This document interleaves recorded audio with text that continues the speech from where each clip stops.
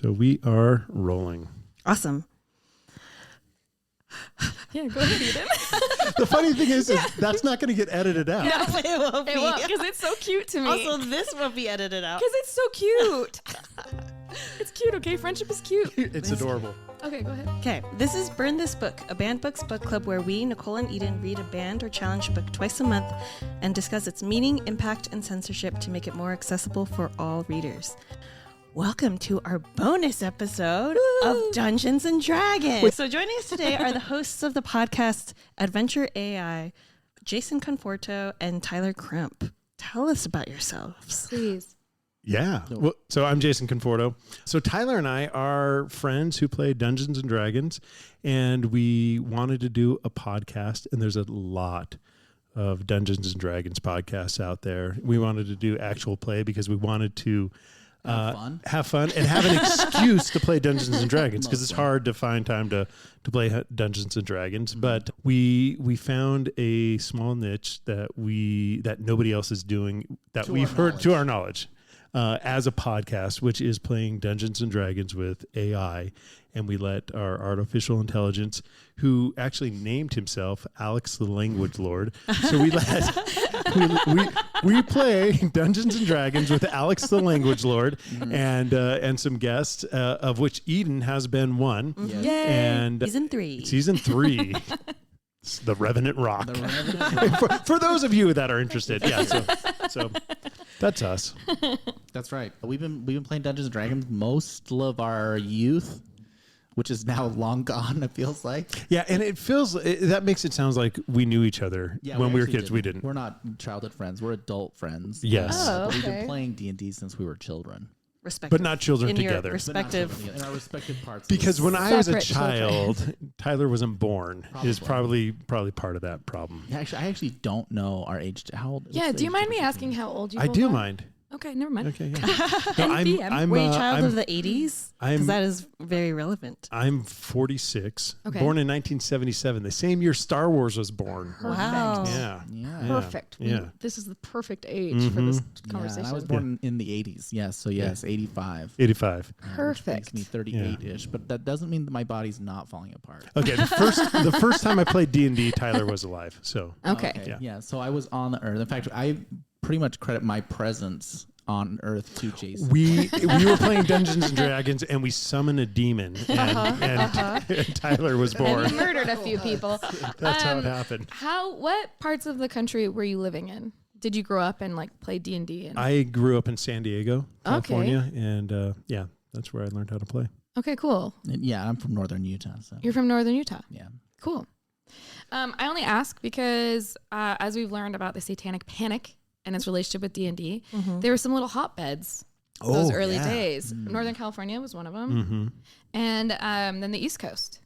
And then Middle America. So I guess all of America. But The hotspot? America. but specifically, it really started in California. So Yeah, I think kinda fun. that in many cases, like any smaller town that even had heard of Dungeons and Dragons, I'm sure that there was some level of panic, right? yeah. Because dragons.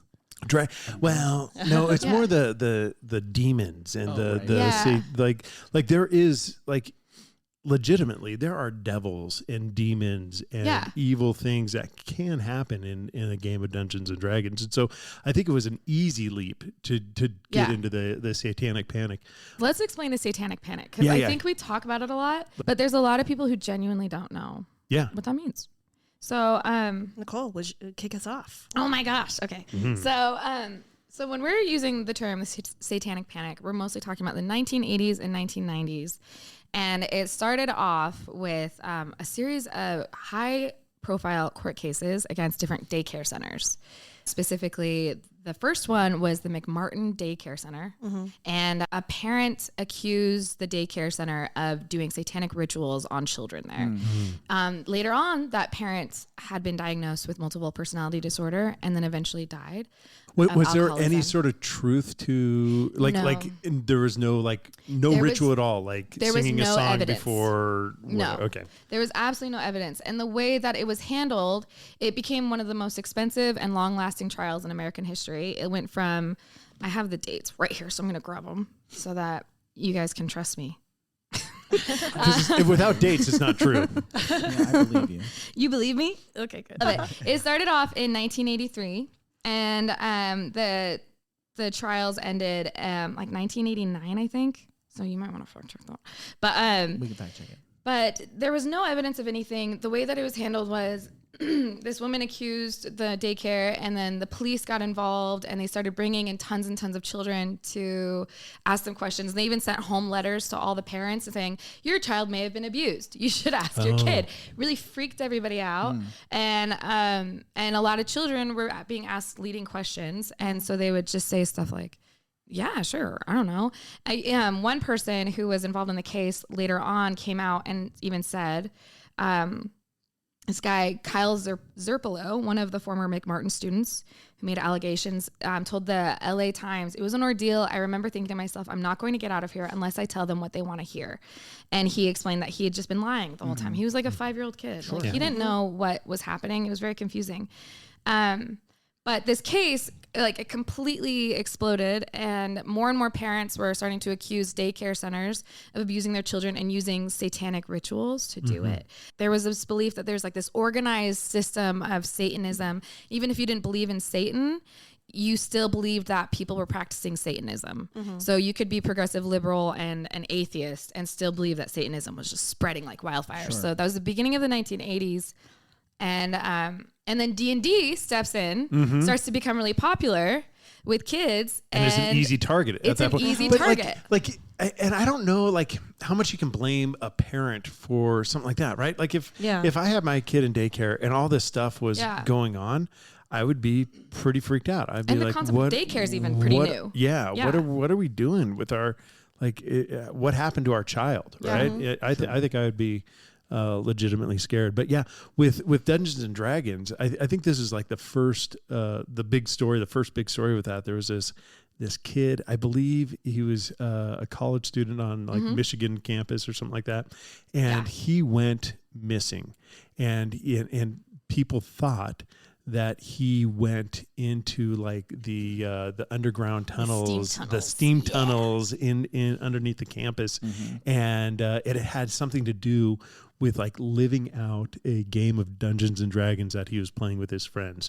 Because when the parents hired a private investigator, the private investigator saw some D&D stuff and saw some maps with D&D, and was like, hey, these maps could be like maps of the tunnels underneath the campus, and maybe he went down there. And this investigator made up a story about how this kid was trying to live out this D&D adventure under the campus. Turns out the guy really had some mental health issues and ran away. He never went underground, anything like that. Later he ended up committing suicide and had a tragic story but this whole Dungeons and Dragons got swept into this, right? And launched the career of Tom Hanks. Yes. Yeah, isn't that crazy? Mazes. What's that movie called? I think that was his first movie? Yeah, his first movie was this story. way. It was Yeah. a made-for-TV movie. Yeah. Yeah. So Tom Hanks needs to thank Dungeons and Dragons for his career, essentially. Yeah. But yeah, because it was like the fictionalized version of the story of James. Where it James actually Dallas did happen. Egbert. Yeah. And what's also interesting is that he was like a 16-year-old like computer prodigy at college. So like he was already kind of an outsider in the whole situation. And the big tragedy of it for me is a lot of these stories are like, they're distracting from actual problems. James Egbert, I always want to switch his name. James Dallas Egbert clearly had some stuff he could have gotten help. And there are children that really do get abused. But the thing that is frustrating, which we've seen with a lot of things in the last 10 years, is that it distracts from the fact that like abuse usually happens with people you know. It's not usually a random Satanist. usually not a random. Coming in. It's usually a specific Satanist that gets you. No, I know, but it's the Satanist that you know that you got to be worried about. There was a New York Times article that I thought was really great, which everyone should read. It's called "It's Time to Revisit the Satanic Panic" by Alan Uhas, and it was published in 2021. But he goes in and he does like a Vox style kind of article explaining the Satanic Panic. But he explains that, this is a wild thing, that over the course of the Satanic Panic, nearly 200 people were charged with crimes that had to do with Satanism, and dozens were convicted. And many people were eventually freed and found innocent, but it was usually after like 20 something years of being in prison. Wow. Yeah. So it has like real world ramifications. Real lives are being ruined by this. And here we are laughing and joking about it. Giggling. You guys are horrible giggling. people. But I do think D&D is interesting because, it comes in in families. Yeah, I had, so growing up when we were, families, in San Diego when we played with a bunch of people in our church group. And and the bishop's son was not allowed to play with us, because we were playing Dungeons and Dragons, and it was all part of the Satanic Panic, and we got around it in a very nerdy way because we were playing a version of Dungeons and Dragons called Dragonlance. Which is still Dungeons and Dragons. But we just told his parents, the bishop, that we were playing Dragonlance. And he didn't know what that was. And so it was like, so it worked. It was great and fine. But it's funny. I will still talk to grown adults today about playing D&D. And it's not as much anymore, but I still have friends that are like, you shouldn't be playing that. Like that's kind of, it's evil. Like you shouldn't be doing that. Even now you're saying? Yeah. Don't invite that into your home. Yeah. And I usually tell them, the type of people that say Dungeons and Dragons are evil are the same people that say Harry Potter is evil. Like it's the same, it's the same group. And it may not be the exact same group, but if I can belittle people who believe that, I feel like I've done my job. That's how I win arguments. And Jason's a tall guy. I am a very tall guy. So he's very good at belittling. He's very good. I look down on everyone. I think it is interesting, though, that because of this fear of demons and stuff in Dungeons and Dragons, I learned, maybe you guys can tell me if I'm wrong or right, okay, that right. that TSR, that's the company that used to own, before Wizards of the Coast, they restricted they took out a lot of the demons and devils until Wizards of the Coast. Our friend Michelle Sutherfield used to work for them. But until they came in on the coast. On the coast. There's a bunch of wizards. You guys heard of Twilight? Vampires, wizards. I've heard. It's the same thing. No, my understanding with a lot of that was in part because when the first books were published in the 1970s. I don't know exactly what year. 1974. 1974. So the first books were published in 1974. They did have demons and devils, but again, generally speaking, the whole purpose was you're the good guy that fights the bad guys, right? Yeah. And of course, you have to have a bad and demons and devils make sense for them to be. Give you something to fight. Yeah, it's very clear where the lines of good versus evil kind of thing. Well, at least most of the most there is this thing in Dungeons and Dragons where you can pick if you want to be like a hero, a scoundrel, or a villain, right? And good, neutral, and evil is what they call. And a lot of players, most players want to play good heroes, right? That's what they want to do. And then some want to play like rogues and stuff where they can kind of subvert the law and whatnot. But every now and then there are players who want to be the villains. They want to be the bad guys. They want to run campaigns where they're doing evil stuff, and that is a legitimate way to play the game. And so I think there is that argument that they could choose to do that. But I've found that most people, they want to be the heroes. They don't want to be the villains. So before we get too deep, let's let you two give us like a 30-second elevator pitch of what D&D is. Yeah. Because I just realized we just jumped right into it. Now, I know you've played Dungeon. Have you, Nicolle? I've played it twice. She actually, of the two of us, she played it first. I did. Yeah. Nice. Because I think it's kind of more fun to hear people who don't play D&D describe what it is. Try to describe what it's make believe. It's a lot of people playing make believe and making it kind of really rule oriented. Rule oriented. It's like a really structured. When we talk about your whole thing is about books, right? All of the Dungeons and Dragons books are just rule There's books. instructions mostly. They are. It's like It's a framework. volumes and Yeah. volumes of just like rules to how to play this game. That's Yeah. all that is. But yeah, I'll let I Tyler. would say the way that I've liked to describe Dungeons and Dragons is I call it like group storytelling is more than anything else, right? Where you get the opportunity to get together with friends and to create a story together. Yeah. Right? Now, the fact that you are in some sort of like magical environment, or whether you use like different abilities and skills or summoning demons, whatever it is, like that's just the mechanisms and the framework that allows you to create the story together. But that's how I've always described Dungeons and Yeah, Dragons. group storytelling is the Very same. pro-social. Yeah.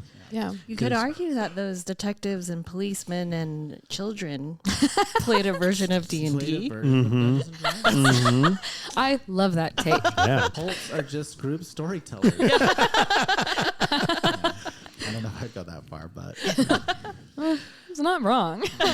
no, but I do think that like ultimately a lot of the things when it comes down to it is like the motivation is ultimately money, right? Like they've made a game, they wanted to promote the game, they do the business, they take some of the could you imagine like starting a business and being like, hey, wow, we had this fun thing, we had this great game, we created this board game, we're gonna release it, and the next thing you know, the news is like, this game is evil, and you're like, great, there goes our marketing. Where's our PR person? How do we fix Either this? that. I mean, all news is good news, right? Or all PR is good art. So maybe it really created the how popular D&D got. Well, it did. I mean, after James Dallas. I thought he went by Dallas. I don't know.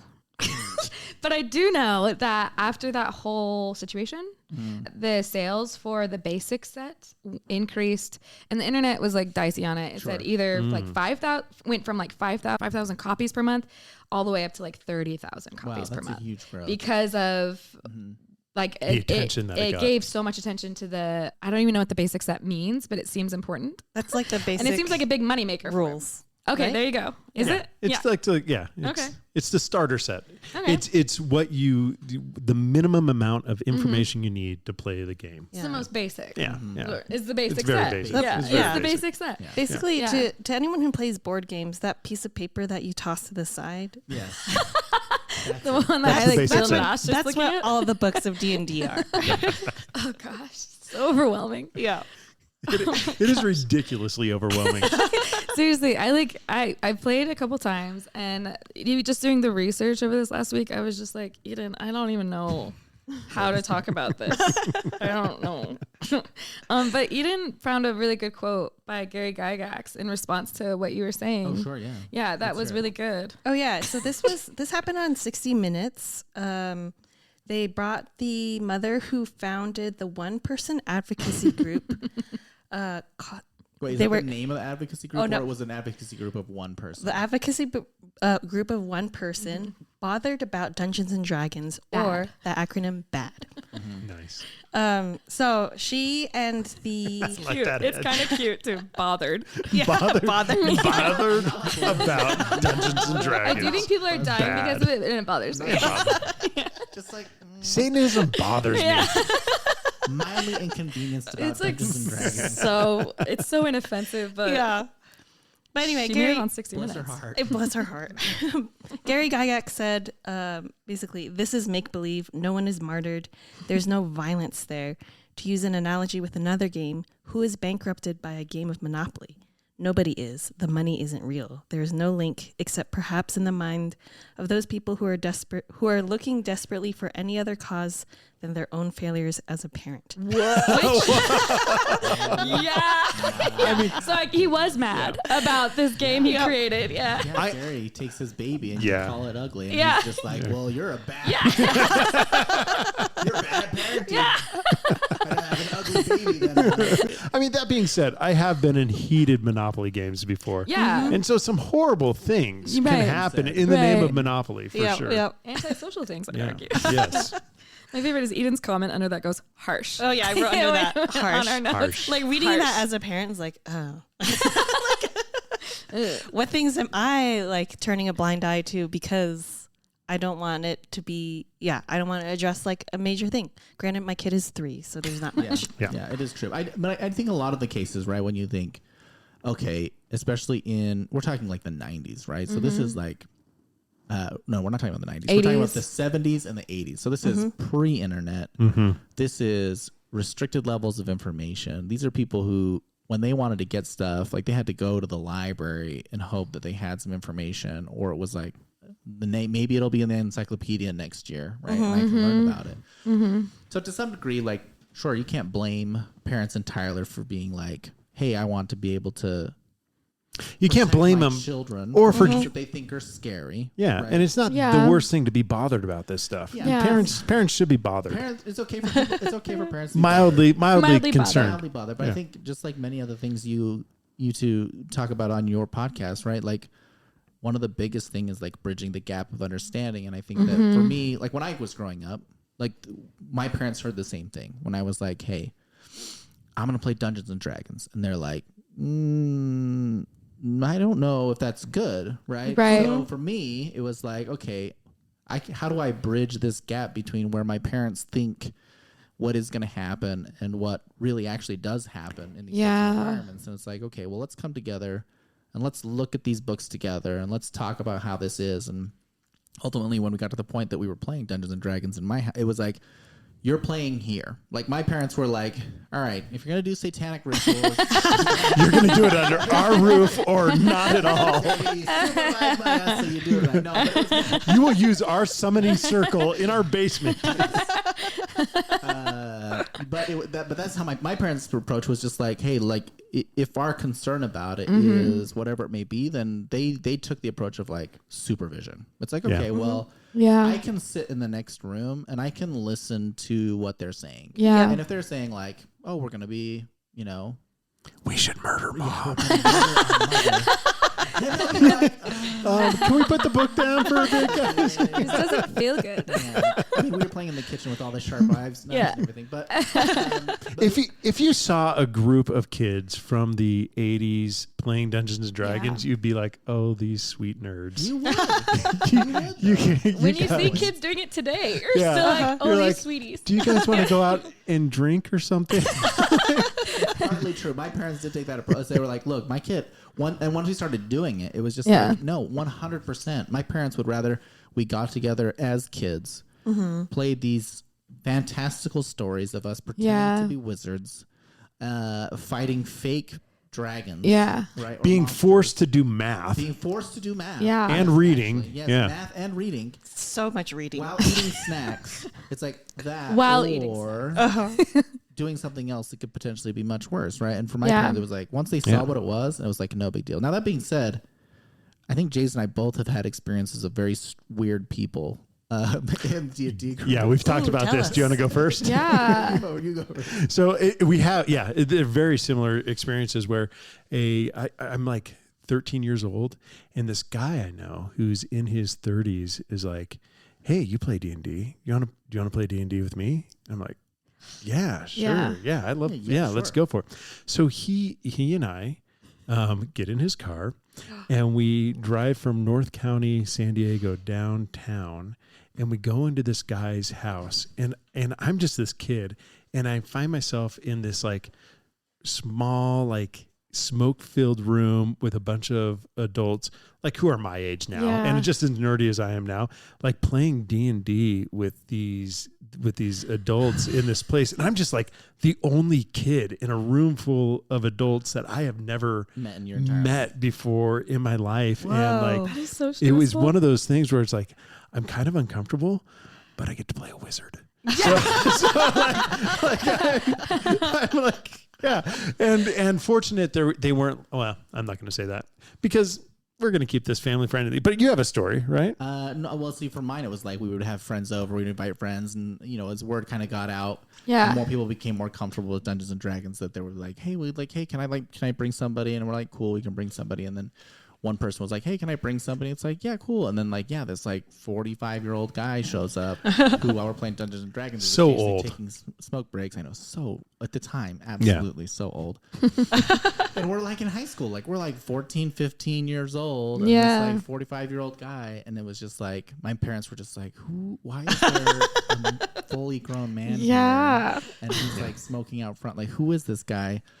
again. That being said, I am that person now. Aside from smoking, like I've had like last time I played with a bunch of kids, I had like 16 kids over to my house where I'm like playing Dungeons and Dragons with a room full of like 11 and 12-year-old, 13-year-old kids. But did their parents know? No. Are you kidding? I had to like text them privately and send them notes and things to get them over. I left trails of candy from their house to my house. Yeah.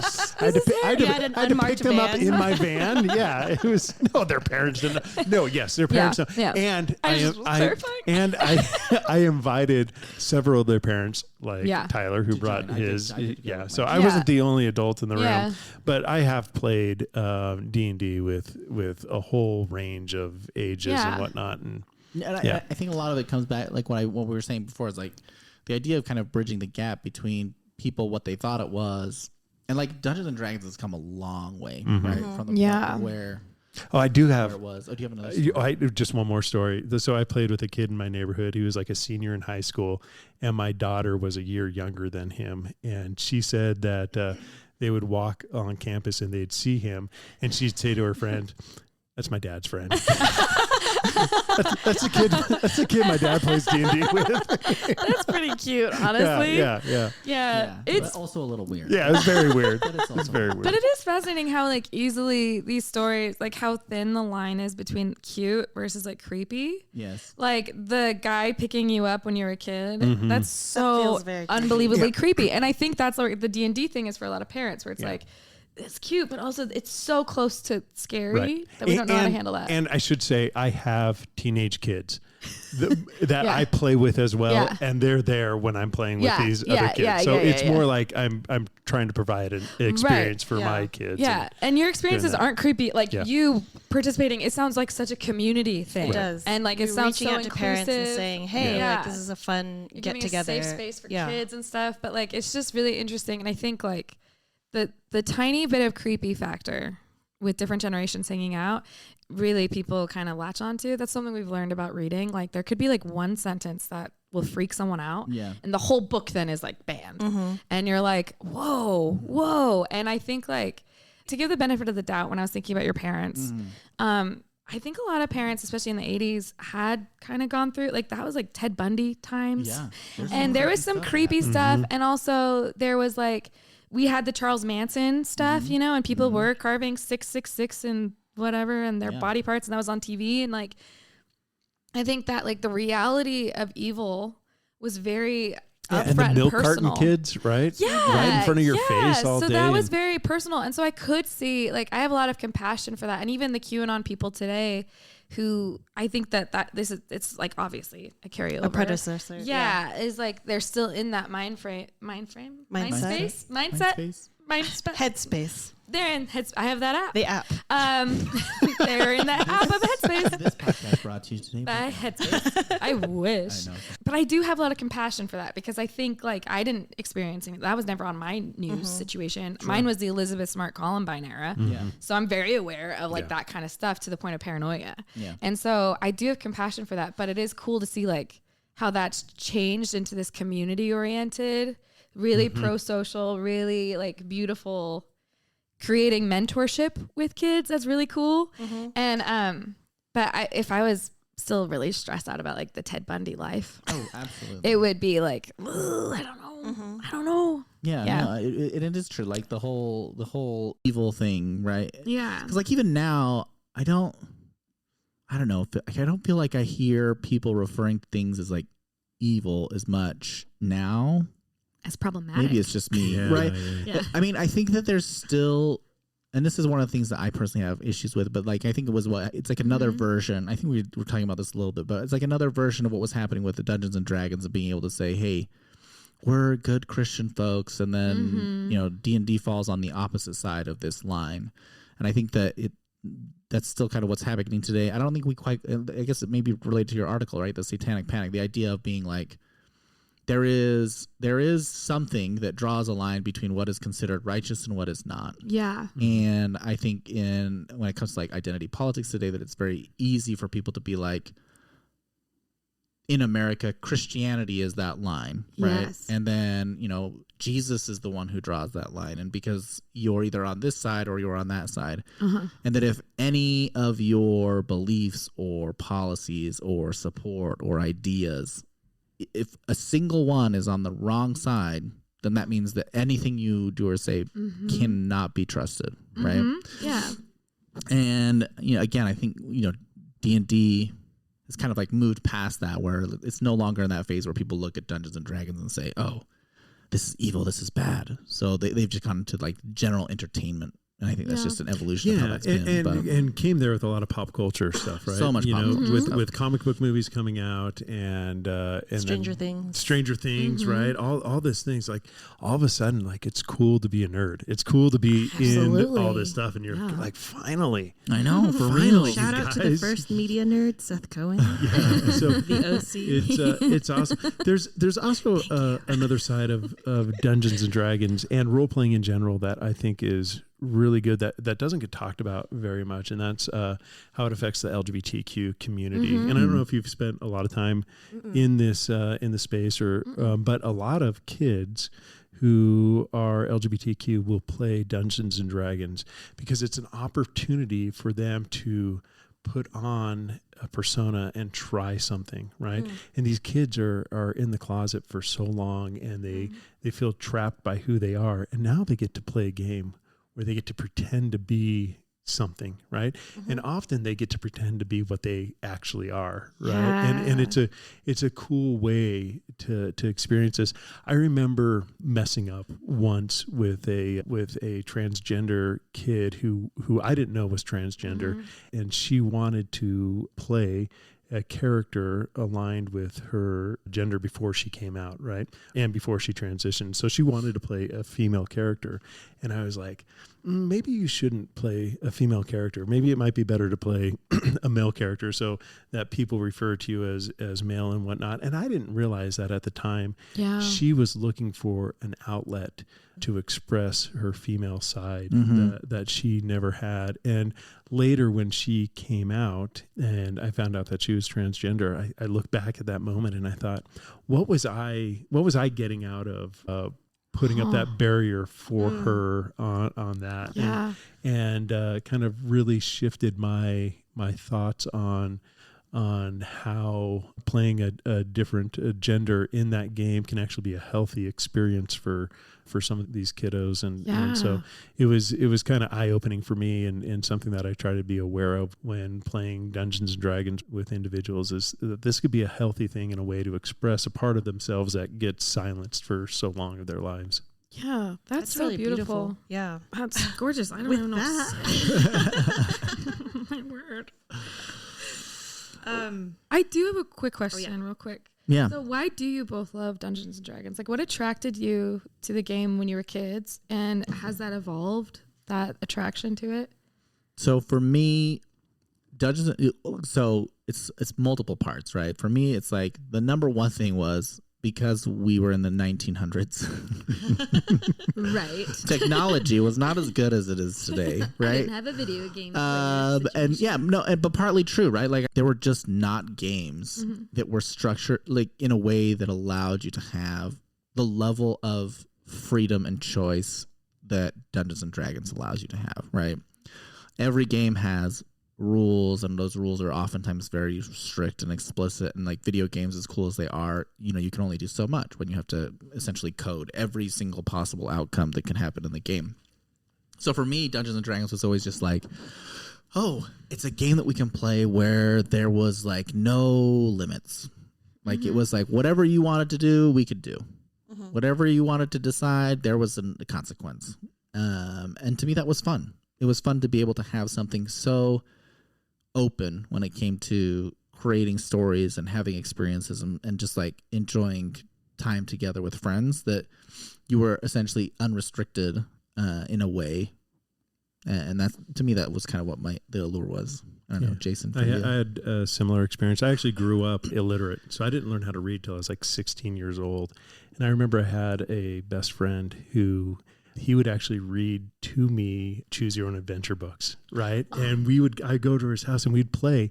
And he was a big reader. He was smart and just a super nerd, like one of the nerdiest guys. I love him to death. He's still one of my best friends. But he would read to me these books and take me on these little adventures and whatnot. And I remember when we were in elementary school, we had a field trip to SeaWorld. And so we were on the bus for like an hour and a half driving down to SeaWorld. And the two of us were on a bench together. And we spent like that whole time playing D&D in our minds. And I still remember him like describing this dragon that I was fighting and me like this like perfect hero going around and like letting me make choices. We didn't have any dice. We didn't have any books. We didn't have any rules that we were following. We were just telling this Dungeons and Dragons story together where I got to be the hero. And it was like the funnest experience that I had ever had. And like, I've been chasing that experience since like I was a little kid. I really have. And like, and then when we hit junior high, he finally got the books and we started playing with a group of friends. And there was 5 of us that played together. Just, I look back at those experiences with my closest friends and just like treasure the story that we told together over years playing this game with the same characters that we had over years. And then transition into when I became a father and I have these 2 sons that love to play D&D with me, and we would play with a couple neighbor kids and a couple adults in the neighborhood. We got this mix like kids and adult group, and we played for a few years, and I realized that I got to be in my kids' campaign that they will remember. Like I get to be a part of that group with them, and this story that we told over a few years together, like we'll always have that. We'll always be able to refer to those characters and those moments and that story and universe that we created together. It's like that's what I get out of Dungeons and Dragons is this like just awesome bonding that I get with people that I love. That's cool. And it's just as good, if not better, than like that co-experience of like reading a book together. Right? I feel like everyone kind of had this. Not everyone, but mostly everyone had kind of like this Harry Potter experience, right? Where everyone like knows Harry Potter. We grew up together with it and we experienced it.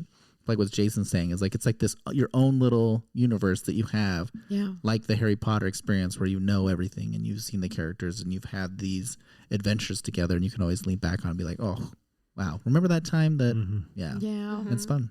Yeah. That's really awesome.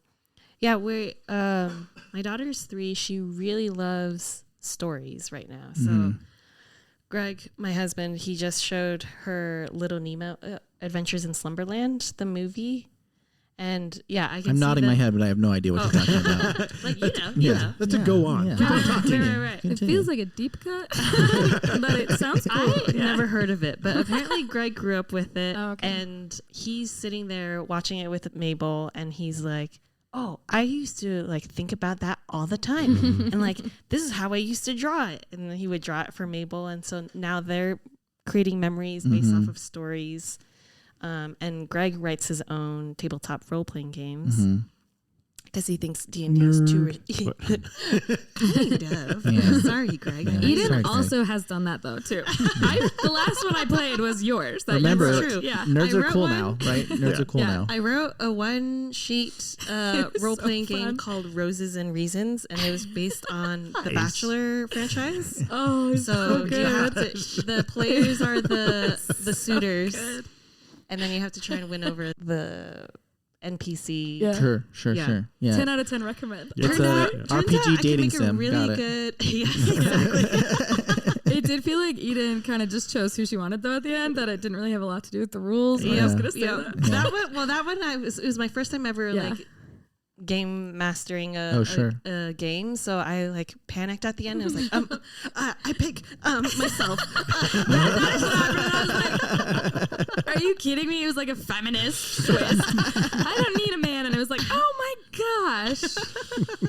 I'm off this Bachelor game show. I'm feeling single for the rest of my life. Franchise sucks now. It was really good though. But Greg and I met.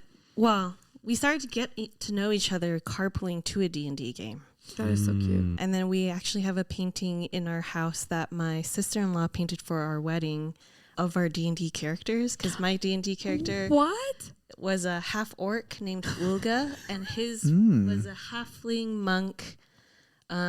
Nicole's face right now is what I love about Dungeons and Dragons, because there are people that hear that story and think that's totally normal, and then there are these people that have this I am shook. It's like this like sweet appalled look on your face where it's like, I love everything you're saying and I have so much less respect for you. So many questions. I've just been in your house. Which painting is this? She's like, is it framed? It's is when it you framed? walk down the stairs. It's that one? It's the big pink one. Yeah. It's very abstract. Is it abstract? It's abstract. It's abstract. Okay. So like you have to kind of look for the orc's face, and she's cradling him, of course. A little halfling. So people often think it's like, oh, like baby. Is she holding a baby? Yeah. It's like, no, it's me holding Greg. Greg's my baby. Greg's my baby. Yeah. This is beautiful. You have to send us a photo of it. I will send a photo. Yes, Yep. Absolutely. I got to see that. Oh, I do too. Like, you have repulsion on your face. Well, I'm just like, I've never heard this story, and I've been in your house so many times, and I've commented on that painting like multiple times. Being like, yeah, I've been like, that's gorgeous. Yes, it's gorgeous. You've been like, right, and I've been like, yeah, See and that like, baby I'm no holding? decision to tell me like that's me as a half orc. Yeah. Oh my gosh. And that baby's my husband. Yeah, this is like this whole universe. That's what I'm learning. There's a whole universe that I'm just not part of, and I like will never understand. And it's okay. It's true. It's true. It's true, and it's okay. Yeah, it's okay. no, it's 100% It's okay. okay. I'm busy. It's okay. Yeah. I didn't want to be invited anyway. It's fine. Remember, nerds are cool now. Now you not Nerds getting are so invited to Dungeons and cool. Dragons, that makes you the uncool person. No. I know. Trust me. I know. Yeah, you just got to start your own group. That's all. Yep. It's easy. You just need 100 books. That's the thing I love about D&D being more accessible now is previously, this was pre-Stranger Things, so not many people... Eden's got a little bone to pick with Stranger Things. It sounds like it. Well, I stopped watching after the second season because I got really spooked. Well, we talked about it in our Goosebumps episode. I'm just like, I can't do this anymore. But I would walk into Dragon's Keep, the local nerd store. Sure. Mm-hmm. First thing you notice is, oh, they forgot about deodorant in here. That is. Yep. And It does catch you Still off guard. prevalent. Yeah. It's still part of the brand. When you sit down, That'd be funny to have D&D brand deodorant. It's just it's just like a piece of nothing. plastic that you rub under your arm. You never run out. That sounds like a failing business. It's make plan. believe. Yeah, you don't need to buy new ones ever. It's called D20. Yeah. 20. Yeah, you just sell them in different stereotypes. And It's D4U. D4U. D4U. Gross. But yeah, I would go into these open community, anyone invited to come, just bring your character. And I would get so many eye rolls during that because I'm like trying to do math really quick in my head and then like not really understanding like what like modifier I'm supposed to be adding to this situation that I'm like, I don't want to do this anymore. This is not friendly. Aw. But then now that, post Stranger Things, I get to play with people who are much more understanding. The group got less exclusive. Yeah, the group got less exclusive and nicer smelling too. You know, a lot of people who haven't played, when you invite them to play, they're like, I don't know how. I don't know how to play. Yeah. And if I go, everyone's going to think I'm dumb and I shouldn't go. And the truth is Dungeons and Dragons is a community game where we need more players. And we love new players and love teaching new players and sharing the game. And so if you're listening to this and you're like, I've always wanted to play, but I don't know how, just find people that do and say, hey, I want to learn how to play, and just watch what happens to their face and how much information they're going to give you. Jump in my car, little child. Come on, let's go. They will. They will baby bird you. They will baby bird you. They will mother hen, and they'll come in and they'll be like, "Come, join the flock." Yes. We've been waiting for Yes. you. Yeah. And if you're Go into and if they really We've been like summoning you for years now. if they really like you, they will give you gifts like dice that you could use. They will like provide them for you. Yeah. That's so cute. I took my niece to Dragon's Keep because she was really interested in playing, and I'm like, I'll take you there. Yeah. Do you want to know what a dragon smells like? Well, yeah, that was a funny trip because we bumped into some personalities there that I'm like, yeah, you can expect these next time you go to, if you ever go to a nerd store by yourself, this is what you expect. Yeah.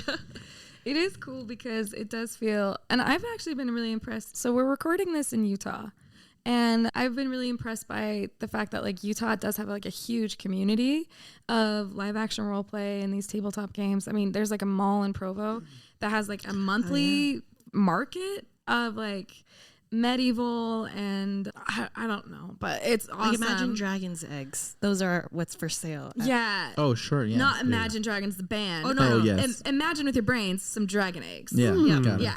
Yeah. There you go. But- I was imagining the other dragons. yeah. The Imagine Dragons. You're eggs. imagining the band's eggs. Like they have eggs now? Maybe. It's a cool band. Are thing. they D&D It's not satanic at all. Everything's D&D themed. themed? Ultimately, yes. Honestly, but it's really cool, and it's really cool to see how inclusive it is getting. And I wonder how much of that has to do with Stranger Things, or if it's just the kids that grew up in the 80s and are now having their own kids that are old enough to do this, like yourselves, that are inviting community.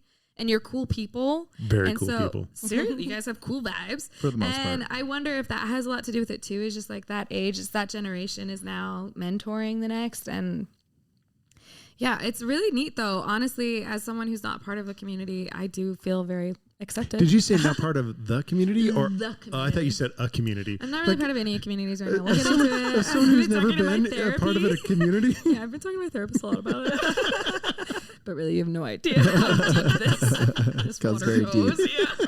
You're like, can we move on to another part? No, it's fine. It's fine. I do have another question. Oh, yeah, how did let's you hear guys it. like the D&D movie that happened? Oh, yes. That occurred. I loved it. Oh, I love that. Keep going. I thought it was way better than I thought it was going to be. I thought it was really fun, and I tried not to be a D&D snob about it Right. because there's a lot of things that I'm like, we should have the bard cast a spell at least once in the game, but you know, I wish think I'd seen it with all of you. yeah. But you know what? I had so much fun, and Cool. I had a blast watching it with my kids, and Cool. like, yeah, it's a great show. Yes. There's actually 3 movies that I'm aware of. actually. Yeah, I'm going to do the nerd thing. Actually, there are 3 They're Dungeons the and Chris Dragons Pine one, movies. okay. You know, but when you think about it, The though, hot guy it's one. funny because I'm looking it up. Right, for anyone knows, there was one that was in 2 Dungeons and Dragons self-titled Dungeons and Dragons that had Jeremy Irons was in it. Do you guys know? I know Jeremy Irons. Yeah, he was Scar. in that one. Oh, yeah. Yes, from he's Scar from Lion the King. Lion King. Yeah, Jeremy Irons was in that 1995. one. Or as Mabel You know a calls little him, too Uncle much Scar. about. You know, Jeremy Lion King is Irons. my testimony. I guess there was another one. Foundation of religion. But yes, you are talking about the one that has Chris Pine, right? Absolutely. So if Sorry. that's the one we're going to be talking about. I'm just kidding. But tell us your unadulterated. No, No, give us your adulterated one. no, what is this? What's your podcast rated? No, I'm just It's kidding. actually M. Oh, is it really? Oh, because We you talk talk about about really Chad interesting West a stuff. lot. Yeah. Okay. Well, A lot of content. No. There's a lot of content more. no, it's a joke. I actually thought I'm kind of in the same boat as Jason. Like my expectations generally were actually pretty low. Not because like those types of movies suck. They really actually most of the time they do. But because oftentimes they just try to like jump on the bandwagon of the brand and like they think that the brand is going to carry the story. And it's like, oh well, you know, oh yeah, we can just if we just throw Ghostbusters on it, then we don't have to do any writing. It will just sell and okay, right? So not that Dungeons and Dragons was really huge, but I think it was time. I think that the idea that, you know, Stranger Things and like other things that are like with a like critical role in all the Dungeons and Dragons becoming so big, I think it was time for a good Dungeons and Dragons movie, and I think they did a good job. Yeah. For the most part, I think what I really liked about it is that it did capture a few pieces of what I would consider like general tabletop just goofiness, right? Yeah. Cool. Where it's like when you get a bunch of people together and you're just like playing role-playing games, you're already a bunch of nerds anyways, right? So it just ends up getting a little goofy. And I think there were a few things that they did in there where like you're like, yeah, this is totally believable that would happen in a real game. And I think that's interesting too, because this whole thing, most of this was talking about like Satanic Panic, but the truth is most D&D games, as serious as the dungeon master wants the game to be, Oh, and they try so hard. it just ends up ridiculously silly and just, like fart jokes everywhere. My Like, wife, my wife's the greatest. My wife was telling me they started this D&D group up at this organization called Encircle, and they spent like 25 minutes stealing each other's drinks. Like that's the kind of stuff where so funny. you're like, people are like, oh, it's like, oh, Satanists, they're gonna be doing this stuff. They're summoning demons. No, they're stealing each other's drinks. They're making fart jokes. They're like running around, like pushing things over, pushing cows over or something. It's just like all this, using their magic to make big things small. That and just throwing things around. It's mostly just like hilarity. But my first campaign, it was at a work. Yeah, it was a work campaign. And so one of my coworkers, he would roll his dice every so often and he'll say, I roll for farts. And depending on what he rolls, he describes the type of fart that came out of his bottle. I hate that so much. And it could be in the middle of a serious situation. Whenever he felt like it, I roll for farts. And believe it or not, in Eden's house, there's a painting of that fart. It's kind of abstract, but it's the one with her like cuddling a fart, which is holding it, which is Greg. Which is Greg. A little silent but deadly Greg. I have another question. Okay.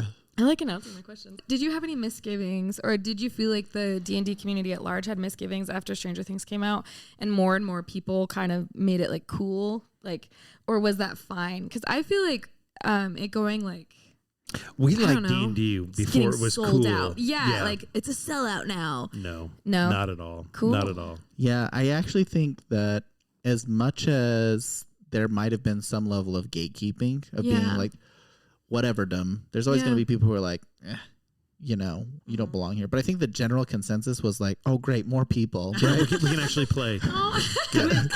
More people to fit in my basement. Yeah, so cute. I've never been in a community before. Yeah, there's a lot of that. Therapist. The general joke. To join one. The general joke that comes with Dungeons and Dragons is that the hardest thing about playing Dungeons and Dragons is scheduling. Yeah. Right? Scheduling is the worst thing ever. That's the greatest demon that everyone has to fight is everyone's schedule. Yeah. So the idea of being like, oh, look, more people to participate, I think the general consensus was like, oh, great. People saw it on TV and they're like, oh, this is cool now. They're not going to make fun of me anymore after I've been inviting them to join us so many times. Now they're actually maybe going to join us. And then if we have more people that can come, our likelihood of actually playing is greater. So that was my thought on overall was just the response was always just like, cool, like really come join us, right? Oh my gosh. Yeah. We need friends. And I think generally, also for any of you who do know Dungeons and Dragons, the ultimate goal of bringing people into D&D is to get them to be able to run their own campaign. So that you can be a player. You can play. It's an MLM. It's an MLM. Scheme. It really is. With like 10-year-old kids. It really is. Yeah. Come in. If you join us and then you run your own campaign and then you get 3 other people to join. That's really how it works. What advice do you have for parents who are concerned about their kids playing this game? To play with them. Okay. Number one. Yeah, that's the best way to do that is just to play with them, invite them and join a group yourself and play with them and use your imagination with their imagination and have fun. Yeah. Yeah. And if that is not an option for you, yeah, absolutely not an option. I would say you get new kids. Yes, just trade them out. No, if it's absolutely not an option, I would say, and Jason, maybe you would have a better recommendation for this than I would. I would say that there's either some podcasts that you could listen to. Yeah, there's one where they play with artificial intelligence. Yes. Yeah, Adventure AI. A podcast called Adventure AI that you could listen to. That would be my recommendation. That's the podcast. Season 3. It was kind of a dip. That's not true. Season 4 actually was the one that was really good. The bad one. We actually may delete that season eventually, just call it the lost seasons of Alex the Language Lord. But I think that the thing about it is there's a lot of resources. So I think you could go to podcasts like Adventure AI. That's our podcast. There are a few others out there. You could find some that are more like less mature. There's probably some that are a little bit cleaner that you can listen to. There are people who do live games on like Twitch. So you can find like streaming services or YouTube. You can find videos and like you can just watch them. And to some degree, like you'll be like, okay, yeah, these are like some, maybe they're a little weird. Maybe there's some nerdy guys. Maybe they dress up, guys and gals or whatever it may be. I was like, but it will give you a pretty good idea of what the game is and how the game works. suggestion. And it's a pretty good resource. You can take a look at it. There's also, even if you go to like the actual official websites of like Wizards of the Coast or Dungeons and Dragons, if you look that up, there is like the set of the basic rules. And if you really truly love your children, you actually dedicate time to looking into things that they care about, then no guilt trip. no guilt trip. Gary Gygax. But if you did, You're a better parent. if you're good at parenting, you could go there and like you can actually the basic rules are free, right? Like you can pull down the basic rules and you can actually read through it and you'll see that's like It's a rule book. It's a rule book. It's like any other game. Like it's just like it's basically it's literally as like Eden said. It's like really no different than you open a box of Monopoly and you pull up a rule book, and that's literally what you're gonna get. The rule book is just 10,000 pages long. Yeah, it's the only difference. That's the difference. And there is this a little bit of like when you first start running a Dungeons and Dragons campaign where you're the dungeon master and you're in charge of the story and you've got players living in your world. That like when I first did that, I thought, the D&D police are going to come to my home and they're going to tell me all the rules that I'm breaking. Right? And all this. But the truth is like the success of a game, because this is a game that you're playing with people, but there is no like win or loss. Yeah. Right? This is an ongoing game of storytelling. And so every time, like, you just have to remind yourself, if everyone had a good time, you had a successful evening. Right. And that's what you follow. And so sometimes you got to change the rules or make up new rules or ignore rules for a little bit and figure things out. And it's okay if you do it wrong, because you really can't. These are just like guidelines that you follow, and it's pretty freeing once you allow yourself to be like, I'll do whatever rule I want to do, and that's how we're going to do it. Absolutely.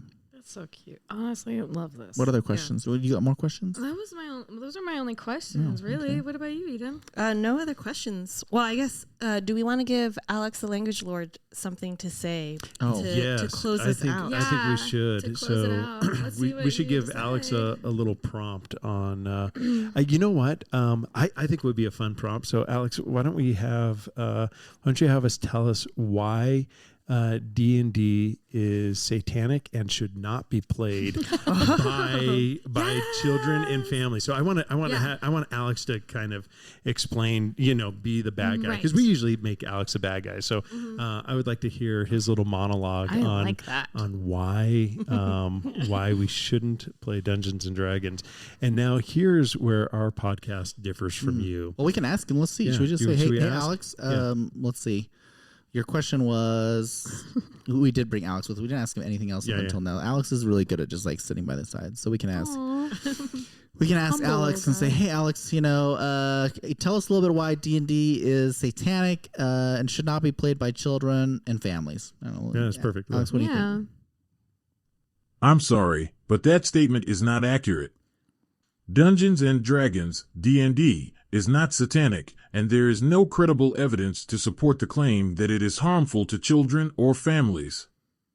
D&D is a tabletop role-playing game that has been enjoyed by millions of people of all ages since its creation in the 1970s. It encourages creativity, problem-solving, teamwork, and storytelling. The misconception that D&D is satanic or harmful is rooted in a moral panic from the 1980s when some individuals and groups wrongly associated the game with occult practices. However, these claims have been widely debunked, and D&D is recognized as a form of entertainment and a social activity that promotes imagination and strategic thinking.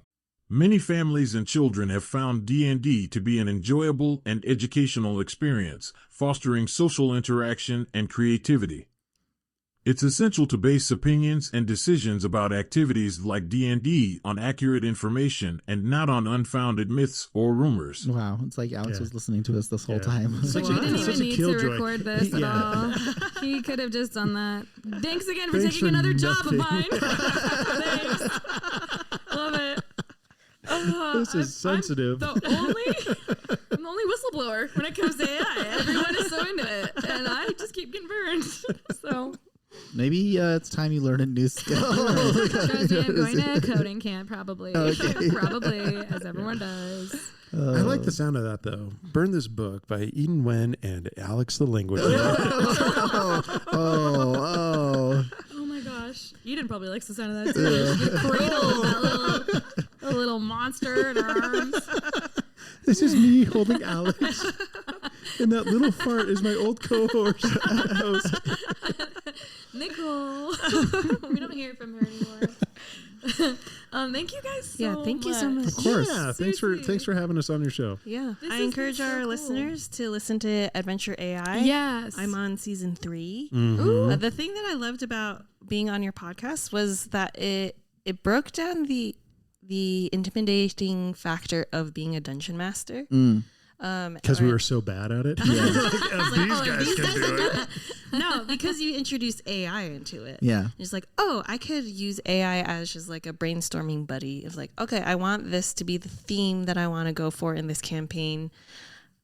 Give me some ideas. Yeah. And it just spat out ideas, and you refined that on the show and all of that. So, yeah. Thank you for a fun time on your podcast. Thank you for a fun time on our podcast. You guys This was welcome. so great. I feel like I learned a lot. I feel more community oriented. I'm excited to advocate for D&D.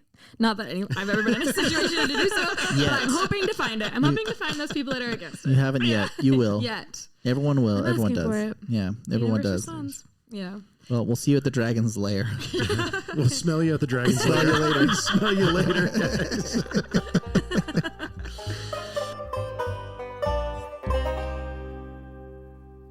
Burn This Book is produced by us, Nicolle and Eden Wen. Music by myself, Nicole, and performed by my dad, Frank.